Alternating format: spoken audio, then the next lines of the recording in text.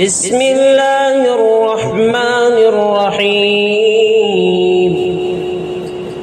سبح اسم ربك الأعلى الذي خلق فسوى والذي قدر فهدى والذي أخرج المرعى فجعله غثاء أحوى سنقرئك فلا تنسى إلا ما شاء الله إنه يعلم الجهر وما يخفى ونيسرك لليسرى فذكر إن نفعت الذكرى سيذكر من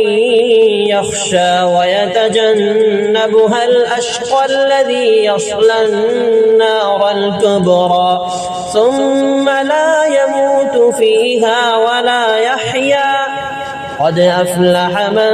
تزكى وذكر اسم ربه فصلى بل تؤثرون الحياة الدنيا والآخرة خير